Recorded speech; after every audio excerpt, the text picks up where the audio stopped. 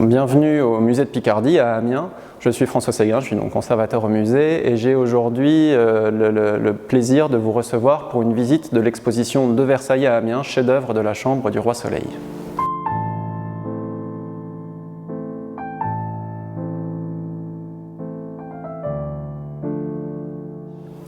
Alors, ce que les visiteurs vont pouvoir voir à Amiens, c'est un ensemble de tableaux exceptionnels, alors déjà par leur qualité, mais également par leur histoire. Ce sont des tableaux qui ont été choisis, alors on ne sait pas exactement quand, mais en tout cas choisis par Louis XIV et toute l'équipe de Versailles pour orner ce lieu à nul autre pareil qui est la chambre du roi, la dernière chambre du roi qu'a occupé Louis XIV à la fin de sa vie et qu'ont occupé ses successeurs jusqu'à la Révolution. Donc des tableaux qui sont extraordinaires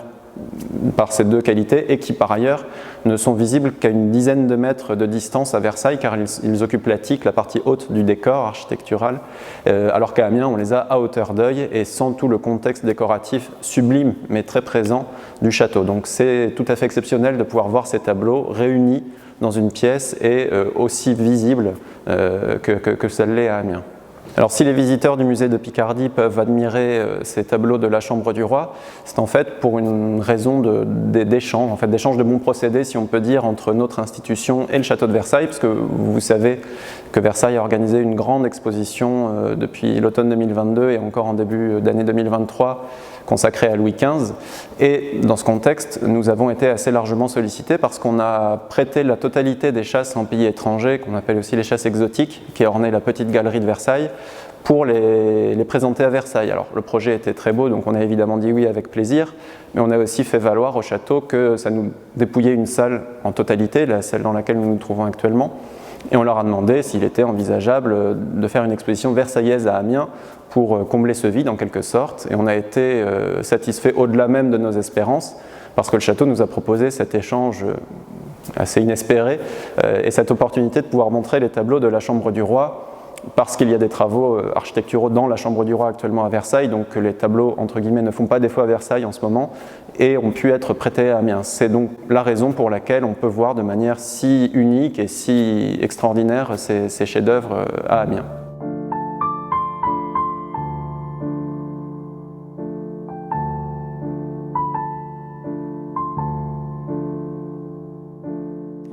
Alors l'ensemble des tableaux, des 6 tableaux qui occupent aujourd'hui l'attique de la chambre du roi ont connu des restaurations ces dernières années, entre 2015 et 2020, d'abord motivés par le prêt de 2 des évangélistes de Valentin de Boulogne pour l'exposition monographique qui avait eu lieu à Paris au musée du Louvre en 2016, et ensuite, dans le même élan, on a décidé de restaurer l'ensemble des 6 tableaux, donc les 2 autres évangélistes, le denier de César, le tableau de Lanfranco représentant Agar et l'Ange, le tout dans les ateliers du C2RMF. En fait, les tableaux n'avaient pas été restaurés depuis fort longtemps et donc on avait des cas assez traditionnels de vernis oxydé, de repeint qui avaient un peu viré, qui rendaient la contemplation des tableaux un peu moins évidente, un peu moins agréable. Et on a également, sur l'ensemble de ces 6 tableaux, un problème assez spécifique à leur fonction depuis le XVIIIe siècle, qui est d'orner donc cet espace architectural, parce que les tableaux en fait ont varié de format tout au cours de leur histoire versaillaise, parce qu'ils ont été mis au format en fait de la pièce, et donc au XVIIe siècle ils ont été agrandis. À la Révolution, ils ont été déposés, ils ont été remis au format d'origine, autant qu'on pouvait l'imaginer en tout cas. Et au moment où ils ont été replacés à Versailles, d'abord au XIXe siècle, puis au XXe siècle, ils ont été une fois encore agrandis. Ce qui fait qu'on a une histoire matérielle du support de la toile assez compliquée et qu'une partie non négligeable de leur restauration a consisté justement à travailler sur ce support pour vérifier son bon état et pour assurer une conservation évidemment optimale à tous ces tableaux-là, avec parfois le cas du Lanfranco assez intéressant où des bandes de repeint qui dataient de 1949 ont été intégralement mises à nu, et donc ce que vous avez de part et d'autre du tableau de Lanfranco, c'est aujourd'hui une restauration extrêmement récente en réalité, très étayée, très travaillée par le restaurateur qui a compulsé toute la documentation sur Lanfranco, mais pour nous donner, pour agrandir le Lanfranco, pour lui donner les dimensions de son emplacement versaillais. Donc voilà, un travail plutôt sur le support et sur ces agrandissements, ces repeints au fil des 17e, 18e et puis même 19e siècle.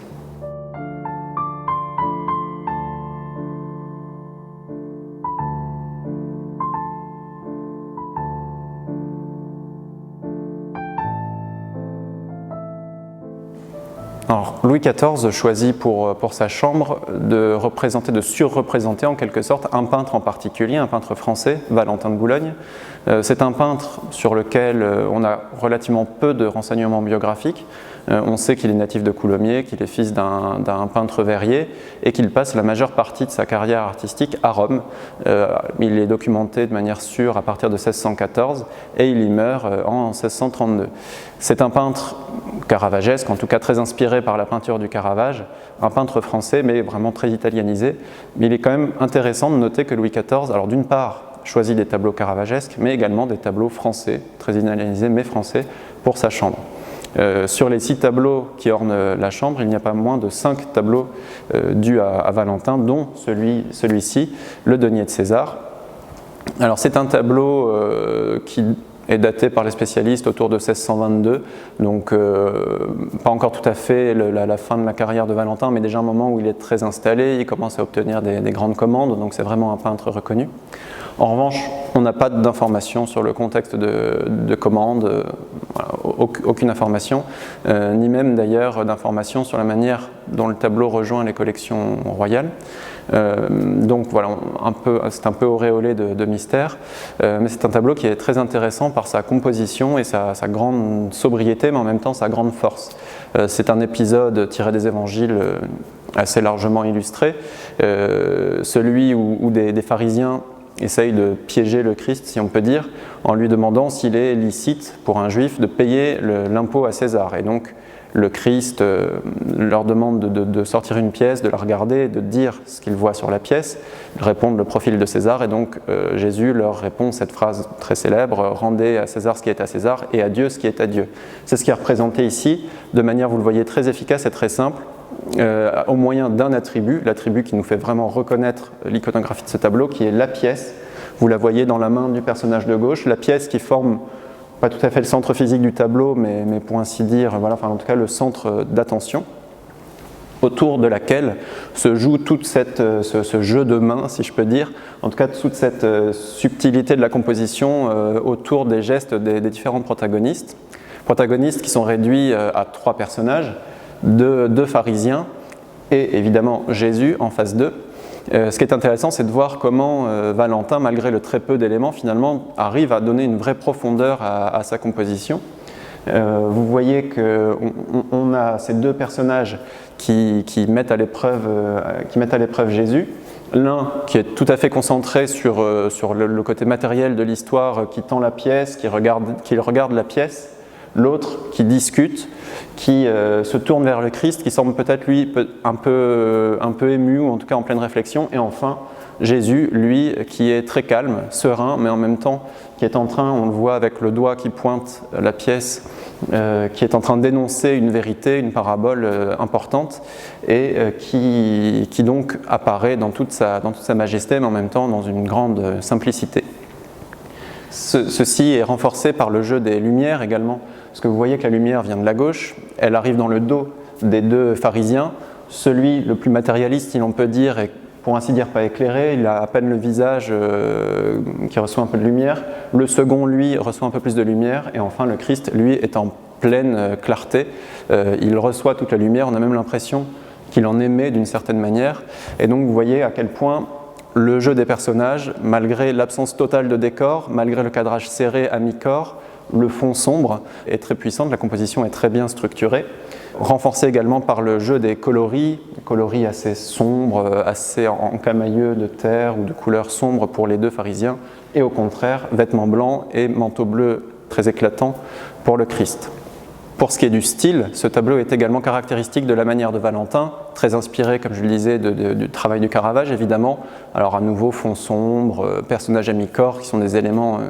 caractéristiques, mais également traitement naturaliste, en tout cas réaliste des personnages, avec ces visages. Vous voyez notamment pour le personnage de gauche ou le personnage central, les visages très marqués, ridés, des cheveux plus ou moins peignés, des habits également plus ou moins entretenus pour certains.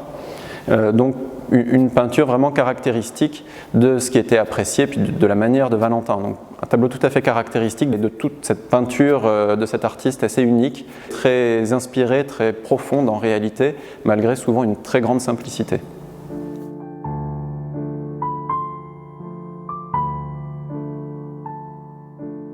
Au sein de l'ensemble des tableaux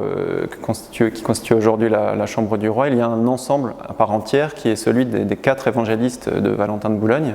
donc un portrait collectif en quelque sorte, mais en 4 tableaux, alors dont on ignore également la raison de la commande. On ne sait pas pour quel lieu et pour quel commanditaire ils ont été peints à l'origine. Cet ensemble est daté par les spécialistes un tout petit peu plus tard que le denier de César, en 1624-1626,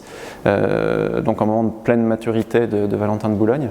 qui est un ensemble très intéressant parce qu'il est tout à fait lui aussi caractéristique de la manière de Valentin et de cette peinture très spirituelle en quelque sorte, très impressionnante mais aussi très spirituelle,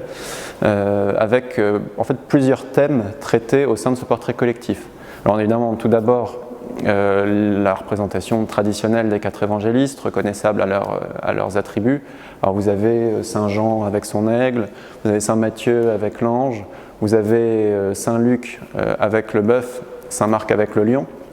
Ça c'est vraiment le premier niveau de lecture, les évangélistes reconnaissables à leurs attributs. Mais également au sein de cet ensemble, vous avez une sorte de portrait des âges de la vie, comme on en retrouve assez fréquemment dans les tableaux du XVIIe siècle, et puis même dans l'œuvre de Valentin, on a parfois ces portraits des âges de la vie. Là, ce qui est assez amusant, c'est qu'ils sont répartis au sein des tableaux. En fait, en parcourant l'ensemble, on a cette allégorie de l'âge le plus juvénile, le petit enfant de Saint Matthieu,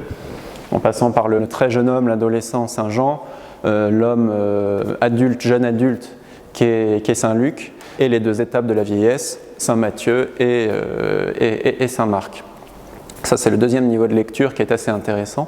Il se double d'une réflexion sur l'inspiration en réalité, et puis pas n'importe quelle inspiration, l'inspiration qui est celle de la raison même d'être des évangélistes, c'est-à-dire consigner par écrit la vie du Christ. Et donc si on reprend les étapes de la vie que j'ai énoncées à l'instant, on voit que Saint Jean est en train de guetter l'inspiration, on voit que son regard est vers l'extérieur du tableau, il regarde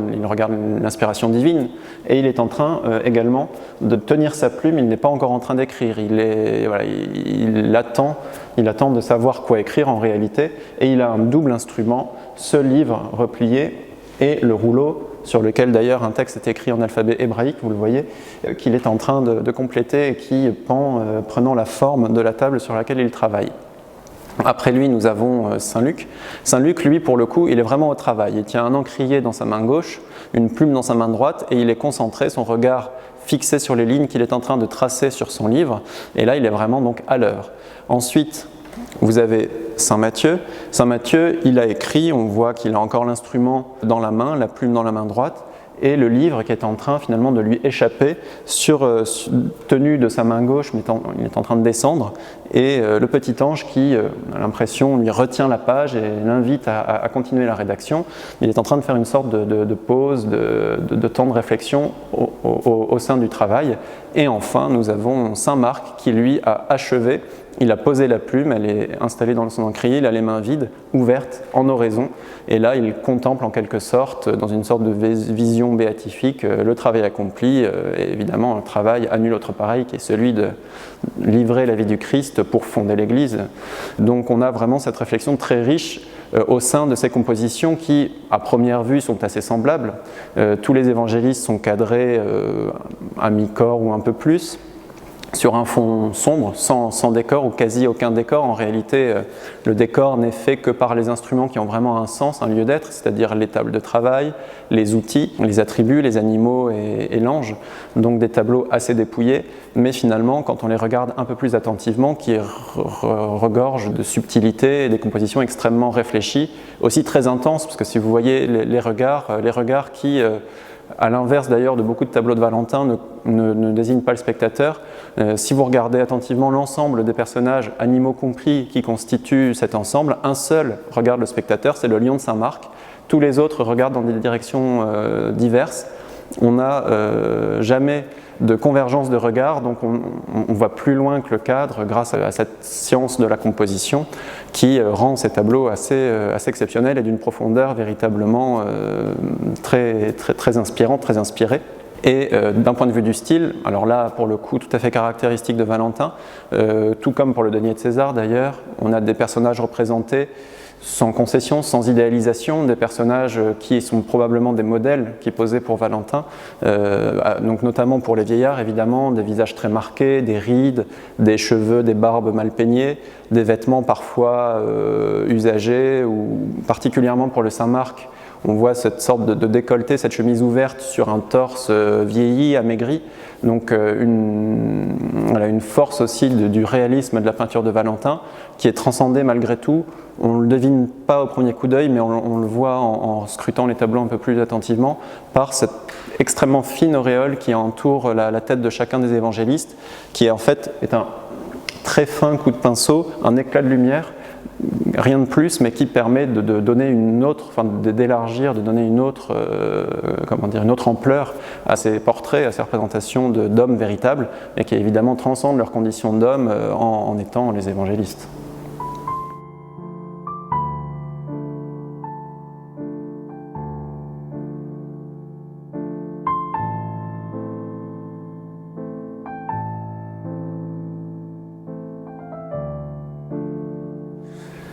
Alors le dernier tableau qui fait partie de l'ensemble aujourd'hui présenté à l'attique de la chambre du roi, de la chambre qu'on appelle de 1701, est un cas à prendre un peu à part. Ce tableau de Giovanni Lanfranco, sublime par ailleurs, mais qui ne faisait pas partie de la sélection resserrée, si on peut dire, de la chambre de 1701, et qui ne fait partie de la chambre du roi que depuis 1949, moment où la chambre a été constituée telle qu'on la connaît aujourd'hui. En réalité, pour compléter les 5 tableaux de Valentin, il y avait en 1701 un tableau de Turchi, un autre peintre italien, qui représentait les noces mystiques de Sainte Catherine, tableau qui est actuellement au Louvre, et non pas le Lanfranco. Le Lanfranco ornait le salon où le roi s'habille, le salon de 1684 qui avait précédé la chambre de 1701. Mais alors pour des raisons qui nous échappent, elles ne sont pas documentées avec précision, en 1949, quand on a reconstitué la chambre, on n'a pas choisi le Turchi, alors qu'on avait des moyens de savoir que c'était lui qui occupait cet emplacement, mais le Lanfranco. En tout état de cause, aujourd'hui, il fait partie de la chambre du roi et donc il est exposé à Amiens au même titre que les Valentins. Mais alors c'est intéressant à avoir à l'esprit parce que vous voyez que là, au contraire des Valentins, nous avons un thème tiré de l'Ancien Testament. C'est Agar secourue par l'ange, donc un épisode de la Genèse, tandis que les Valentins et le tableau de Turchi, eux, n'étaient que des illustrations du Nouveau Testament, ou du moins en tout cas d'épisodes chrétiens. Donc le roi avait fait une sélection toute chrétienne de tableaux pour orner sa chambre. Avec le Lanfranco, on déborde un petit peu donc avec cet épisode tiré de la Genèse qui représente Agar, qui est une servante égyptienne mise au service d'Abraham et de Sarah, que Sarah a voulu marier à Abraham afin de lui assurer une descendance, car elle, étant trop âgée, était dans l'incapacité physiologique d'avoir un enfant. Et donc Agar, elle, arrive à concevoir avec Abraham, mais du coup elle prend une assurance et une effronterie à l'égard de Sarah qui déplaît beaucoup évidemment à la première épouse d'Abraham, et Sarah demande à son mari de chasser Agar, ce qu'il fait finalement. Et donc là nous sommes devant un épisode qui se situe dans le désert. Alors c'est un désert italien du début du XVIIe siècle, donc assez charmant, mais néanmoins dans le désert, et on voit Agar qui, alors qu'elle pensait être perdue, envoyée dans le désert avec son fils Ismaël, elle l'imaginait mourir de faim, mourir de soif, et finalement Dieu prend pitié de la situation de cette femme et de son désespoir, et lui envoie un ange qui lui indique la source, il la pointe du doigt, la source qui va permettre de lui assurer subsistance, à elle et à son fils. Donc c'est un épisode qui est traité par Lanfranco de manière très intéressante parce qu'on a vraiment le moment précis, il saisit le moment précis où l'ange lui annonce qu'elle est sauvée, et donc vous voyez qu'il la touche de sa main droite, il la saisit par l'épaule, il lui indique de la main gauche une source salvatrice. Elle, qui est allongée, sa main vient de quitter son poing en quelque sorte, donc elle vient de quitter la position traditionnelle de la mélancolie, donc elle sort de cet état de désespoir pour retrouver espoir en regardant l'ange de Dieu. Et entre les deux principaux protagonistes, on le voit, enfin on le distingue plus qu'on ne le voit d'ailleurs, on voit le profil d'Ismaël, le petit enfant, qui lui aussi sera sauvé et qui pourra ensuite avoir une lignée à son tour. Donc évidemment, cette scène biblique et transposé dans un environnement italien du début du XVIIe siècle. C'est un tableau qui date, selon les spécialistes de Lanfranco, approximativement de 1616.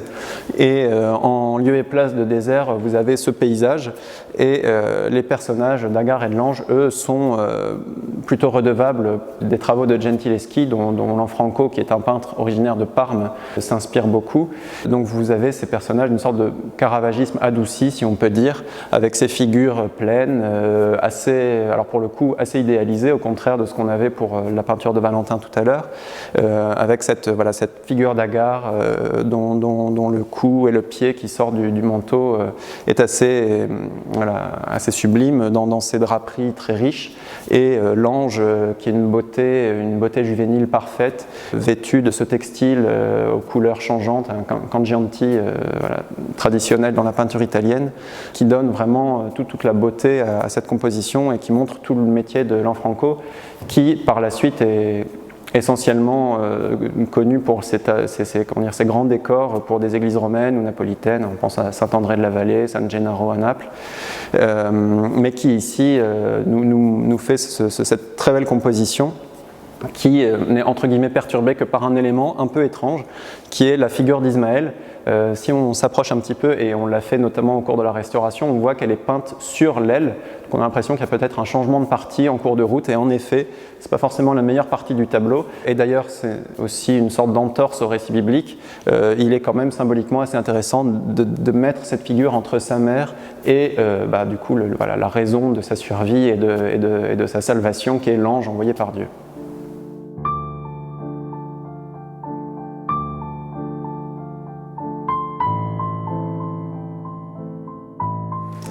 Hormis les 6 tableaux de la Chambre du Roi, nous avons également la chance de recevoir une sculpture de Versailles pour cette exposition.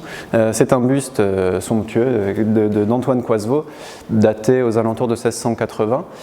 donc assez tôt dans la carrière versaillaise de Coisevaux. Coisevaux, artiste d'origine lyonnaise, mais qui a fait l'essentiel de sa carrière entre Paris et Versailles. Donc ça fait partie des premières commandes, et en fait c'est que l'une des moitiés d'une commande d'un buste de Louis XIV et d'un buste de son fils, le Grand Dauphin, enfin celui qui est resté dans l'histoire comme le Grand Dauphin, qui lui répond de manière symétrique. Donc une commande assez dynastique finalement, passée à la toute fin des années 70. C'est un buste, pour celui de Louis XIV en tout cas, qui se trouve aujourd'hui dans la Chambre du Roi, mais qui historiquement n'était pas destiné à cet emplacement, qui n'est là que depuis les années 1960, mais qui trône habituellement sur l'une des cheminées de la Chambre, et qui évidemment pour notre propos était parfait, parce que là on a vraiment le roi dans toute sa majesté. Alors un roi plus jeune d'ailleurs que la Chambre de 1701, parce que là on est en 1680, mais un Louis XIV vraiment tel qu'on l'imagine dans la conscience collective qu'on en a conservé. Et un buste aussi qui montre tout le talent et tout le génie de sculpteur de Coisevaux, notamment dans l'attitude du souverain, avec ce regard concentré, mais concentré sur un lointain un peu indéfinissable, qui lui assure un air de majesté tranquille, mais en même temps de majesté un peu sûre d'elle-même, si on peut dire, avec aussi tout ce jeu des textures rendues dans le marbre, que ce soit l'armure que revêt Louis XIV en roi soldat, en roi guerrier, orné de quelques fleurs de lys, traversé par un grand manteau avec un drapé lourd et une cravate de dentelle. Vous voyez ici tout le détail, tout le travail sur le marbre pour donner l'aspect de la dentelle, le grand nœud de soie qui accompagne la cravate, et enfin la perruque aux boucles mouvantes et ajourées qui descend en grande boucle sur les épaules, qui donne un mouvement, mais un mouvement somme toute très, très tranquille, enfin, comme justement la majesté que Louis XIV incarne dans ce buste-là. L'ensemble étant enrichi d'un emblème, le principal emblème du règne, évidemment le soleil du roi du même nom, de Louis XIV. Et il est intéressant de voir, enfin d'imaginer en l'occurrence que sur le portrait du dauphin, nous avons un dauphin, et donc vraiment les emblèmes qui complètent ce portrait double, ce portrait dynastique et ce portrait vraiment d'un Louis XIV triomphant dans la plénitude de son règne dans ces années 1680.